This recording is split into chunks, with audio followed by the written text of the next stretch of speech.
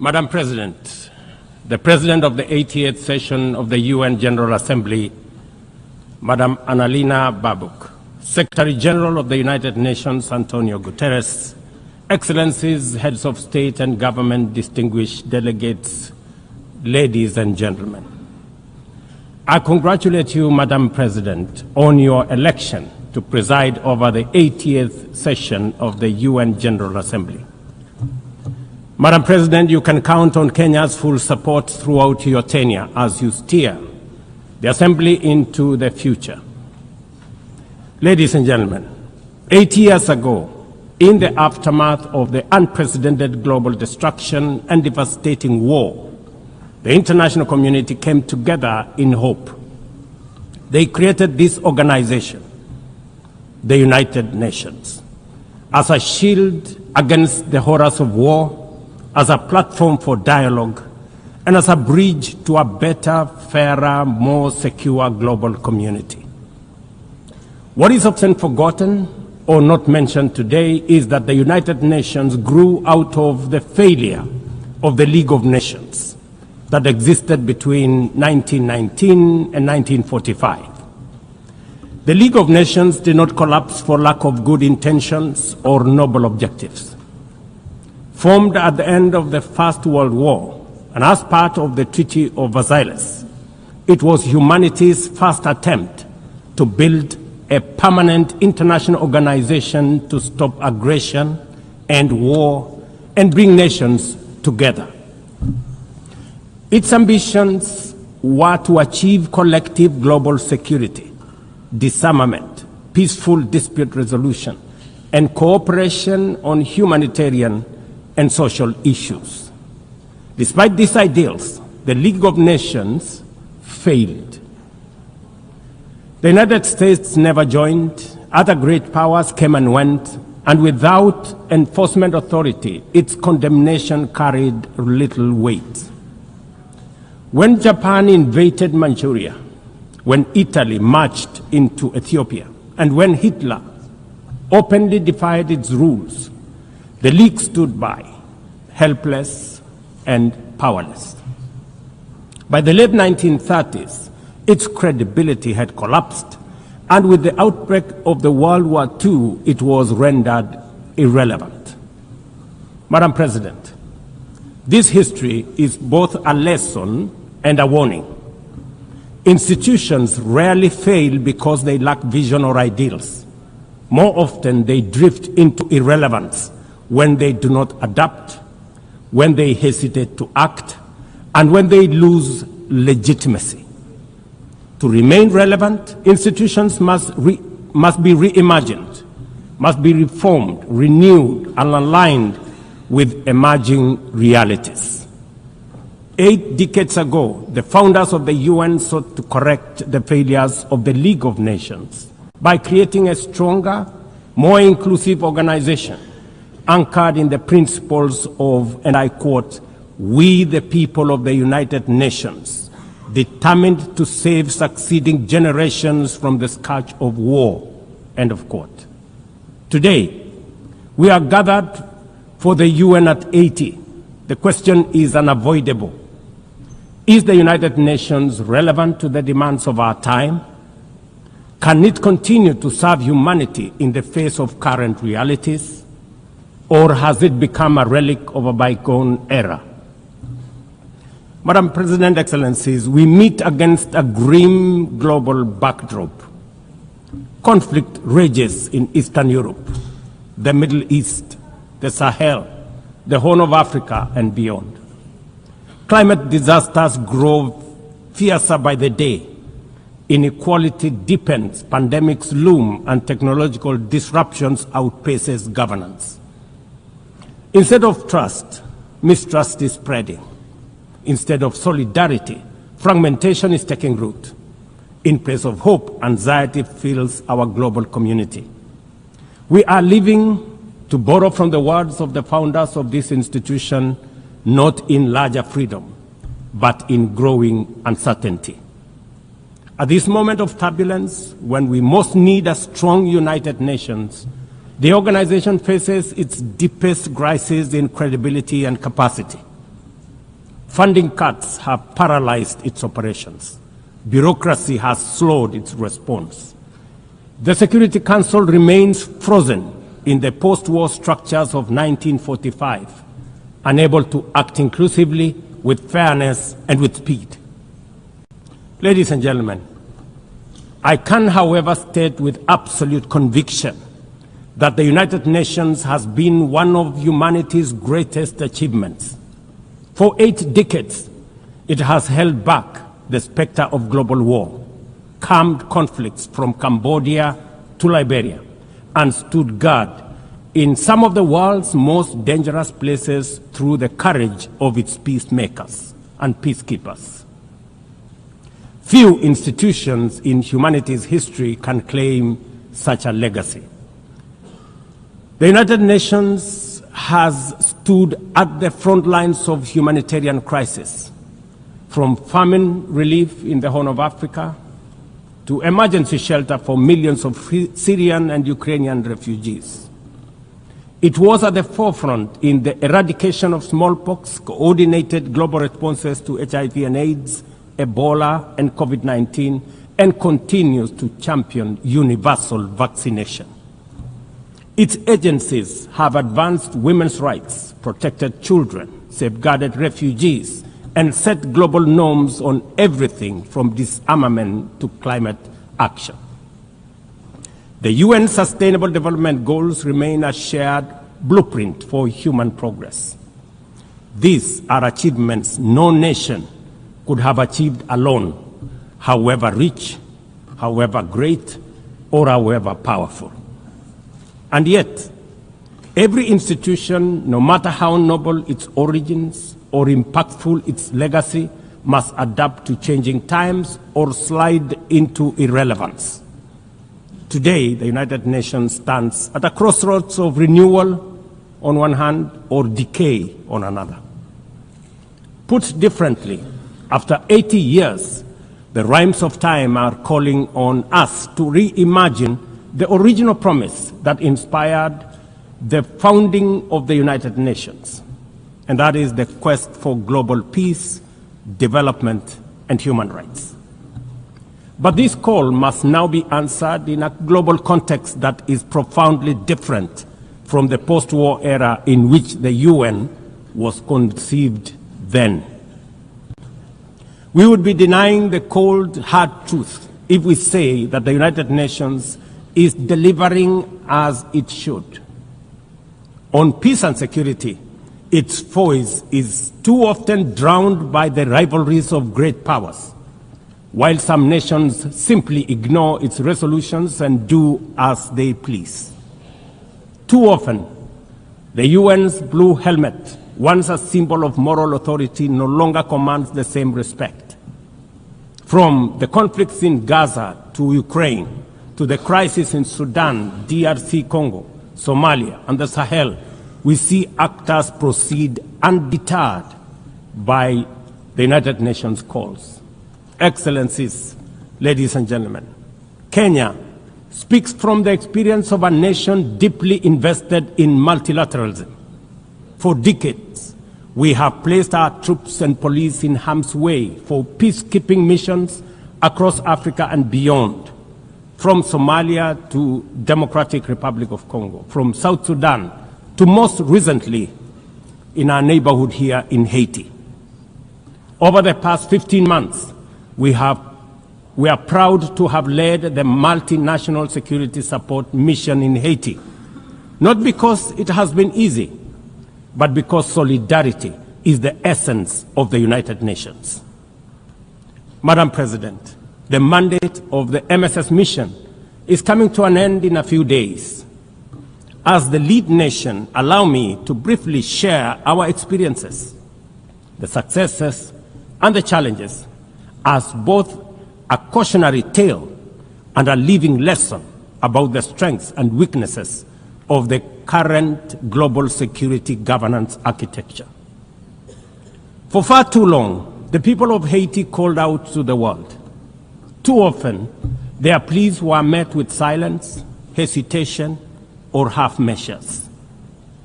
Haiti became a tragic reminder of what happens when the international community looks away, prevaricates, or offers half-hearted support. When for the Haitian authorities, it was in the belief that we were joining a genuinely multinational effort.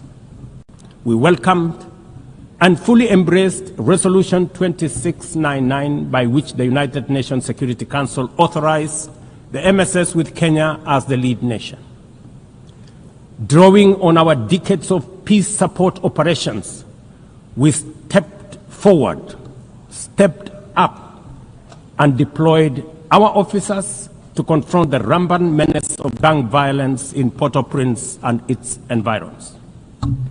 Madam President, ladies and gentlemen, the mission has operated in a volatile environment under enormous constraints. It has been underfunded, under-equipped, and operated below 40% of its authorized personnel strength. Our police officers have valiantly shouldered responsibilities without the full logistical support that would accompany any mission sanctioned by the United Nations. Despite these challenges, and against all odds, the MSS has delivered results many thought were impossible. The presidential palace, once under siege from gangs, is today restored as the seat of government. The police headquarters and the police training center, once overrun by gangs, are now secure, with the academy resuming the training of new police officers, over 700 of whom graduated a few months ago. Schools that have been shattered by violence have reopened, with children back in class, learning and progressing. Roads once manned or blocked by gangs have now free-flowing traffic. Cases of kidnapping and extortion have reduced sharply.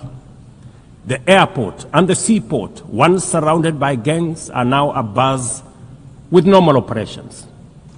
Which begs the question, if so much could be achieved with limited resources and stretched personnel within just 15 months, what more could have been accomplished if the United Nations fraternity had truly acted together in solidarity with the people of Haiti? From this podium, I wish to assure all partners and actors that with the right personnel, adequate resources, appropriate equipment, and necessary logistics, Haiti's security can be restored.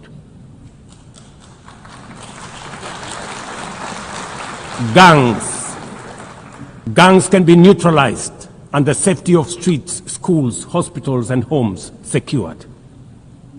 The continued harassment, abductions, and criminal acts undermining the lives of Haitians are unacceptable, unjustifiable, and must be stopped by this organization, the United Nations.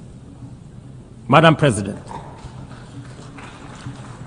as the UN Security Council deliberates on the next steps, we must not lose sight of the fact that the situation in Haiti demands sustained, coordinated, and undivided international attention. A careful and orderly transition from MSS is essential to consolidate the hard-won gains so far achieved. I urge the Security Council and all partners to remain steadfast in ensuring that Haiti moves forward on a path of peace, stability, and renewal. Ladies and gentlemen, on human rights, our principle is clear and unwavering. The protection of civilians and respect for humanitarian law cannot be applied selectively. We cannot condemn suffering in one place and turn a blind eye in another. Kenya is gravely concerned by the humanitarian catastrophe in Gaza and by the immense suffering of civilians caught in the devastation of disproportionate military operations. At the same time, we call for the unconditional release of Israeli hostages. In line with the African Union and United Nations resolutions, we also call for a permanent ceasefire, for strict adherence to international humanitarian law, and for the launch of a credible political process. Only through such a process can the vision of a two-state solution be realized where Israel and Palestine live side by side in peace, security, and stability. Kenya is equally deeply troubled by the worsening humanitarian situation in Sudan, where innocent citizens are caught in the crossfire of a needless war. We fully endorse the Quad, comprising Egypt, Saudi Arabia, the United Arab Emirates, and the United States, in affirming that there cannot be a military solution and that only political dialogue offers a viable path forward. We join the Quad in urging all parties, including SAF, RSF, and the external actors, to respect Sudan's sovereignty, unity, and territorial integrity, and firmly reject any attempts to divide the country, reaffirming our unwavering support for a unified Sudan for the benefit of all its people. Excellencies, distinguished delegates, those who look to the future with a clear vision know that climate change is not only the single greatest threat of our age, but also one of the greatest transformation opportunities of our time. The global stocktake has made it plain that the world is off track. Current national determined contributions are steering us towards temperature rises far beyond any safe threshold. This is the difference between survival on one hand and devastation for millions across the world on the other. Kenya and Africa are not passive victims of this crisis. We are taking bold steps showing that climate action is not only possible, but can also be the foundation for inclusive growth. We are building a climate-resilient society by embedding adaptation into every sector, from agriculture and energy to infrastructure and livelihoods, to sustainable mining and artificial intelligence. This ambition is visible on the ground. Today, 93% of Kenya's electricity comes from renewable sources: geothermal, wind, solar, and hydro. We are expanding investments in e-mobility, climate-smart agriculture, clean cooking solutions, and green manufacturing. We are also pioneering nature-compatible solutions such as sustainable waste management and circular economy interventions. Africa, too, is uniting its voice.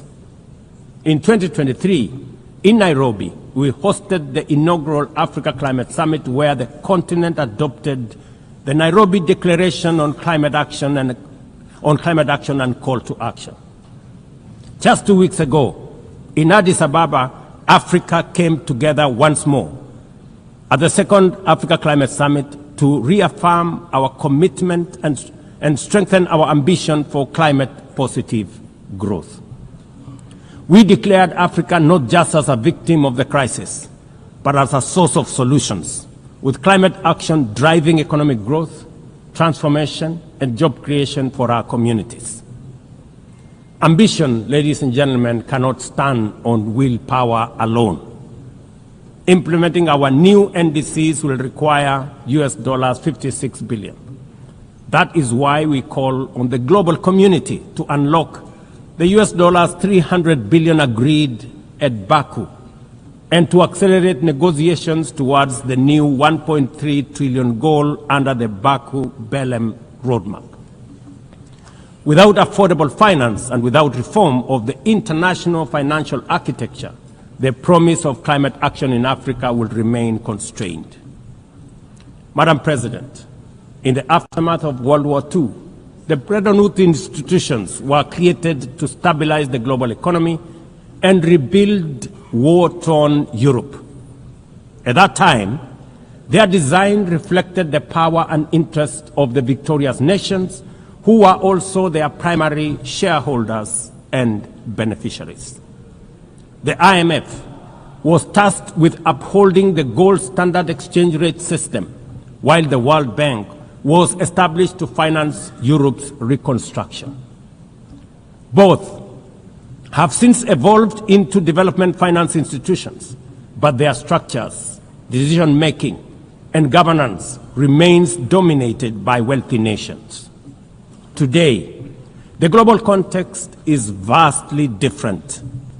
The global standard collapsed 5 decades ago, and Europe has long since been rebuilt. Yet, the governance of these institutions has not kept pace with needs of a multipolar world, especially the needs of poor and developing nations. The mismatch between shareholders and stakeholders has become starkly visible. For instance, during the IMF's recent allocation of special drawing rights, 64% went to wealthy nations. Just imagine, 64%. With little need for liquidity support. They didn't need the money anyway, but they got 64%. While the poorer countries received just 2.4%. What a disconnect. The imbalance highlights how the very institutions meant to safeguard global finance stability often perpetuate inequality and instability. I have argued, and I say it again, that the current global financial architecture punishes poor countries with high interest rates and enormous conditionalities while rewarding rich nations with lower interest rates and softer lending rates. Its rules, priorities, and allocation mechanisms consistently favor those already prosperous, while trapping vulnerable economies in cycles of debt, high borrowing costs, and inadequate access to emergency support and concessional funding. It is imperative to transform these institutions into genuinely independent, apolitical global bodies that their operations are aligned with their global mandate. Such a shift would democratize decision-making, restore credibility, and allow the IMF and the World Bank to serve all countries fairly rather than reinforcing old hierarchies. But Africa is not merely waiting for external prescriptions.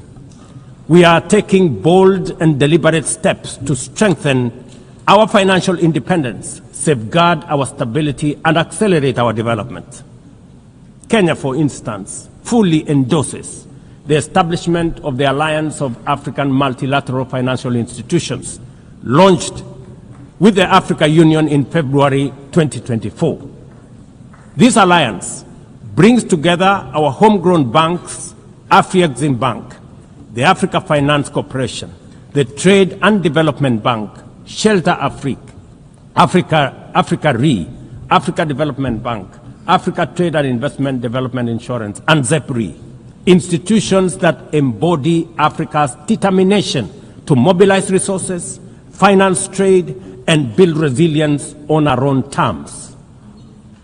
At the same time, the Africa Union is championing 3 transformative institutions: the Africa Central Bank, which will issue a single currency and free our trade from dependence on foreign money; the Africa Monetary Fund, positioned to stabilize our economies and give us true financial sovereignty; and the Africa Investment Bank, designed to mobilize resources for infrastructure, industrialization, and integration that Africa needs to rise. And to complete this vision, the Africa Credit Rating Agency, one that understands our realities, values our uniqueness, and tells our story with fairness and truth, has already been established.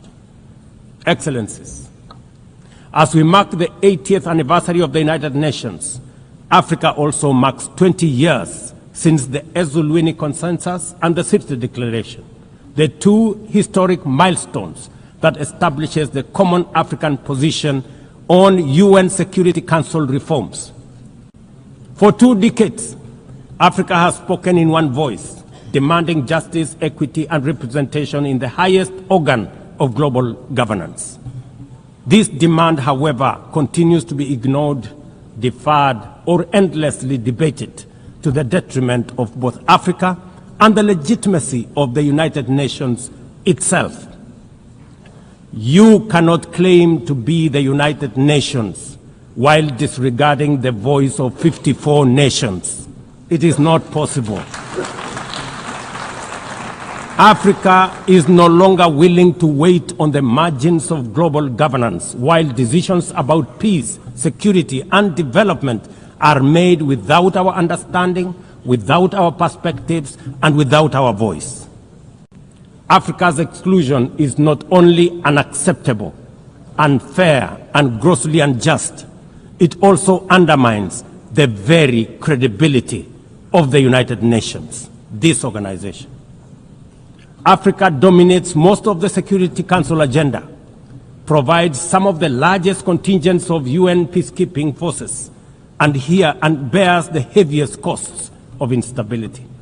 Yet we remain the only continent without a permanent seat at the main table where decisions about our destiny are made. Africa deserves, ladies and gentlemen, at the very least, 2 permanent seats with full rights, including the right to veto, and 2 additional non-permanent seats on the United Nations Security Council. The world must understand that reforming the Security Council is not a favor to Africa or to anybody. It is a necessity for the United Nations' own survival. If the United Nations is to remain relevant in this century, it must reflect today's realities, not the post-war power arrangements of 1945.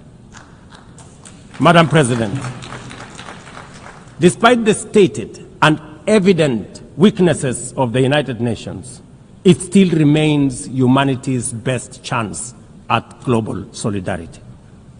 No other institution has the universal legitimacy or convening power of the UN. From coordinating humanitarian relief in times of war and disaster, to mobilizing the global response to COVID-19, to driving consensus on climate change through the Paris Agreement, the UN has consistently shown that the world can achieve together what no nation can accomplish on its own, however mighty or great or powerful. As Doug Hammarskjöld, the UN's Second Secretary General, once observed, and I quote, "The United Nations was not created to take humanity to heaven, but to save it from hell." End of quote. That mission is as urgent today as it was 8 decades ago. At a time when conflicts are multiplying, when climate change threatens every economy, and when inequality is widening, the need for a functioning, credible, effective, and a multilateral system has never been greater. It is through the UN that nations have pooled resources to vaccinate billions of children, to protect refugees from through the work of the UNHCR, and to keep the peace in more than 70 missions across the world. Without the UN, these achievements, modest though they may sometimes seem, would not have been possible. That is why we must resist the temptation to give up on the UN or abandon it. We must make it fit for purpose, reform its structures, strengthen its mandate, and ensure its decisions reflect today's realities rather than the geopolitical map of a bygone era. As one of the hosts of the UN headquarters and the only one in the Global South, Kenya stands ready to do its part to enable the organization to go through this phase of renewal successfully as envisaged by the Secretary General under UN 80 reforms. In conclusion, Madam President, ladies and gentlemen, the 80th anniversary of the United Nations must be more than a commemoration. It must be a turning point for the organization. Let us seize this moment to reimagine and rebuild the UN into a body that commands legitimacy, responds with speed, and delivers justice for all. I thank you, and God bless you. on behalf of